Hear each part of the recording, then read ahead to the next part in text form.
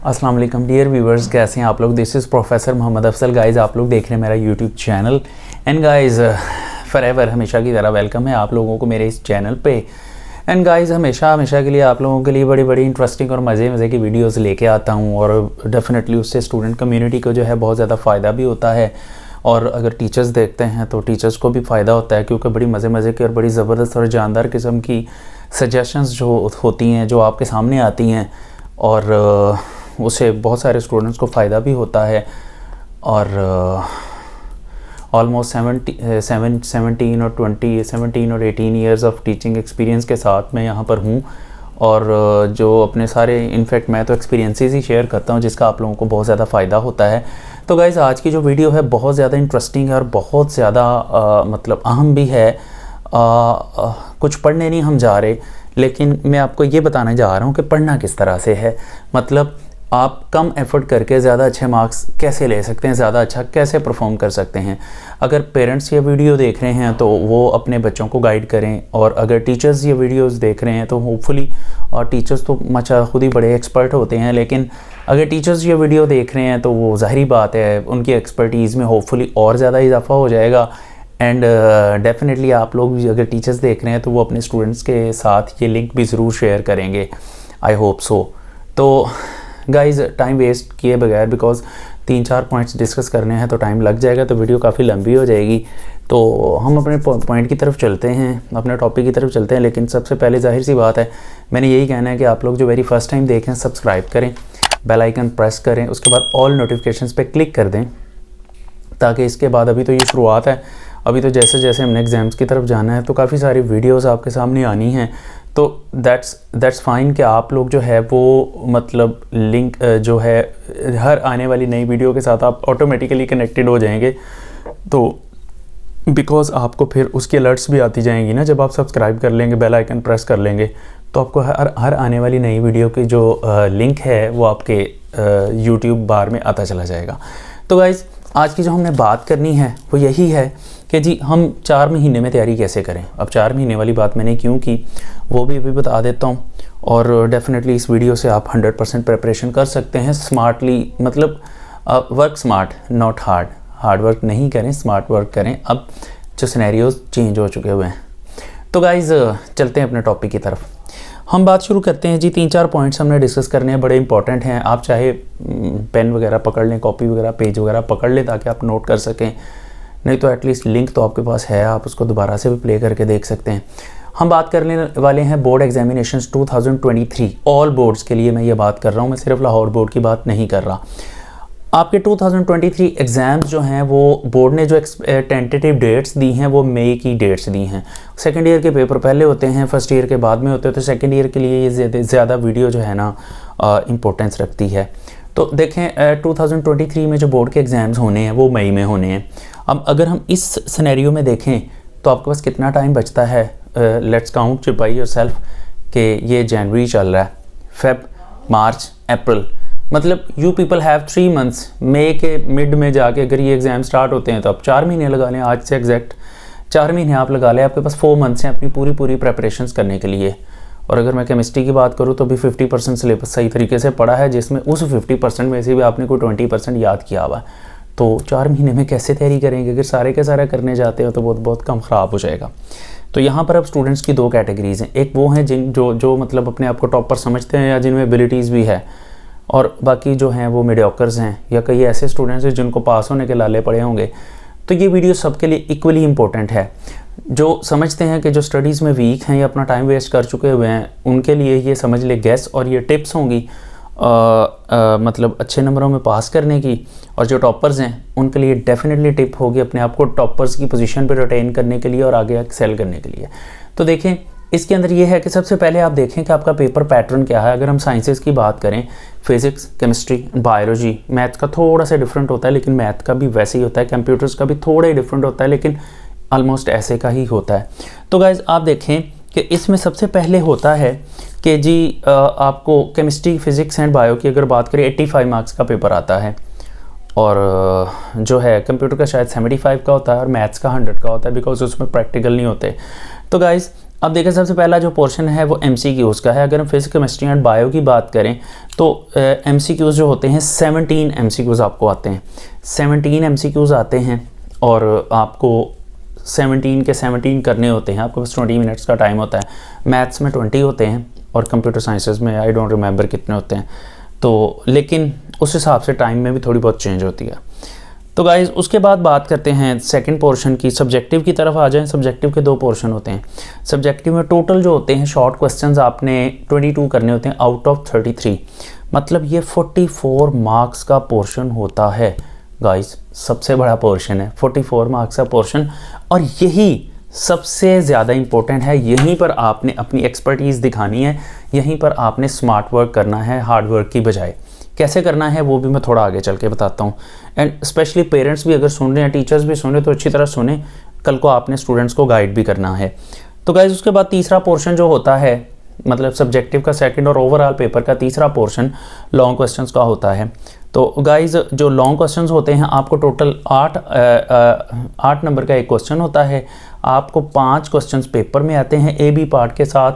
आपने उसमें से 3 अटैम्प्ट करने होते हैं, मतलब 8 × 3 दैट इज़ 24।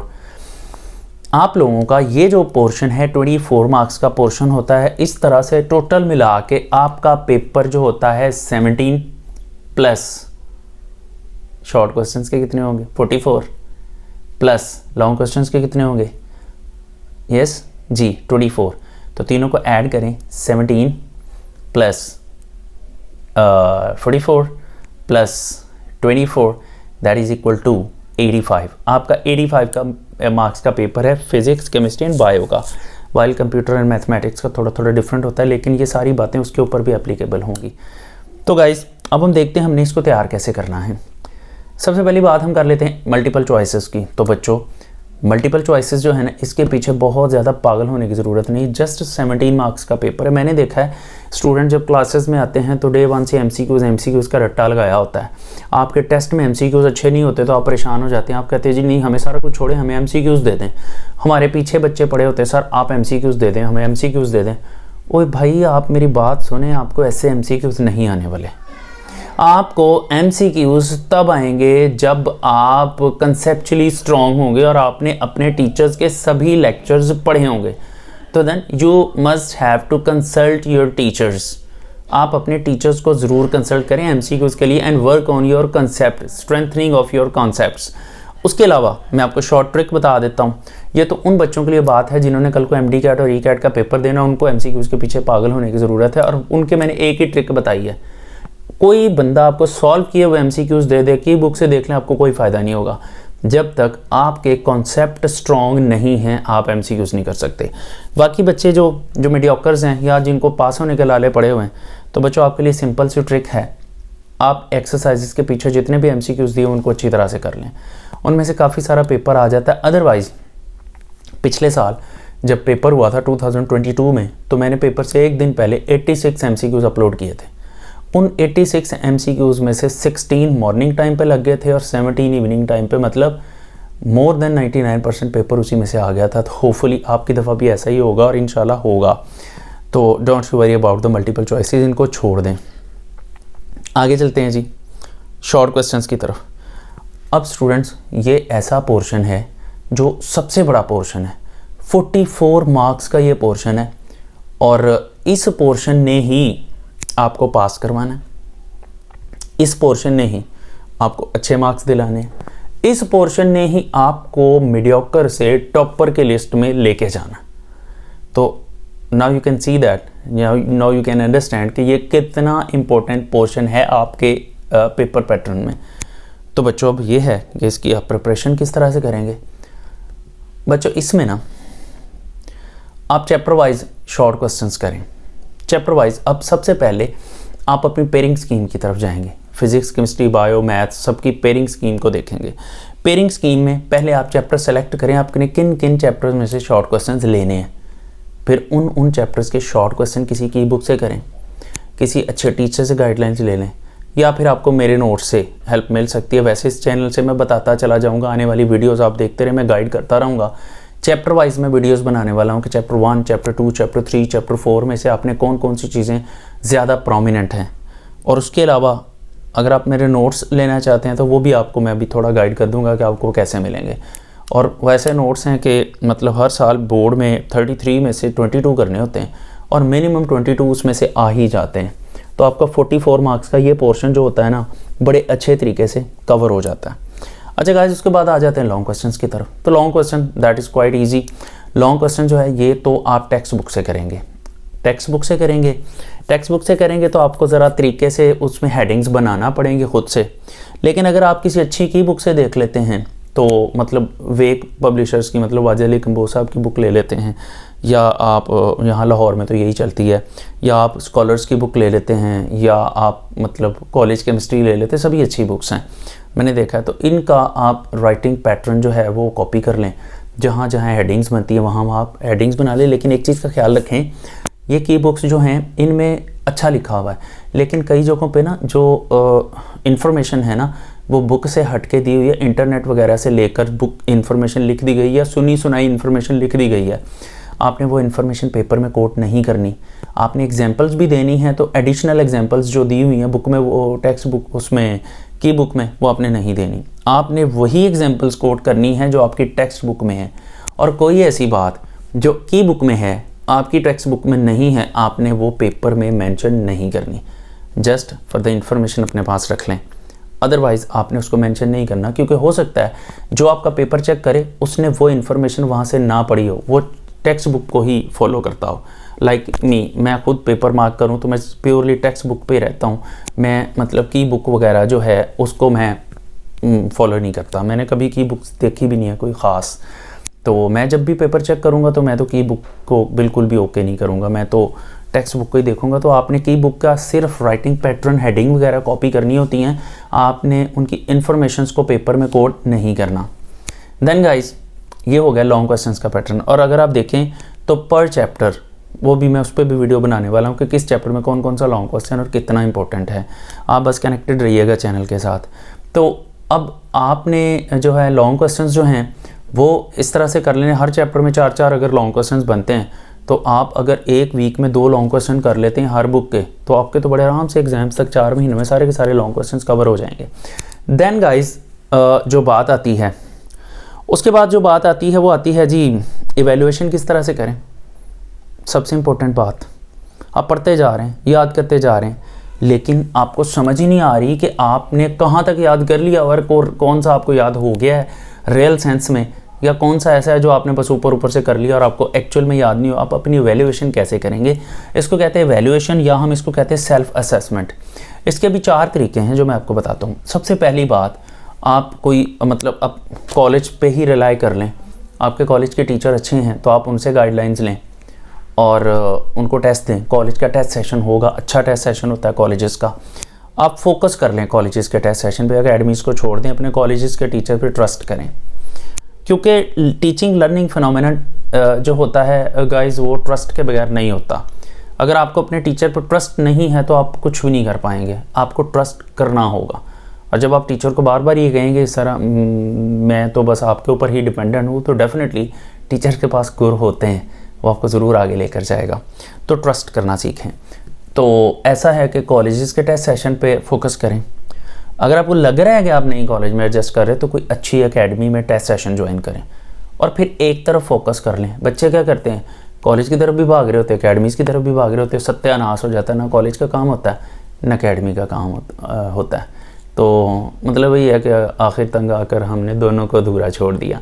तो ऐसा नहीं करना, एक तरफ फोकस कर लें। आपकी एक तरफ परफॉर्मेंस वीक होगी, एंड पेरेंट्स अगर सुन रहे हैं तो वो भी सुन लें, आपका बच्चा दोनों तरफ को लेकर अच्छा नहीं चल सकता, या तो वो अकेडमी में अच्छा जाएगा या वो कॉलेज में अच्छा जाएगा।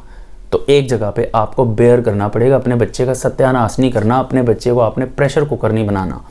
अच्छा गाइस, दूसरी बात, सेल्फ असेसमेंट आप कैसे कर सकते हैं। Self assessment through up to date papers.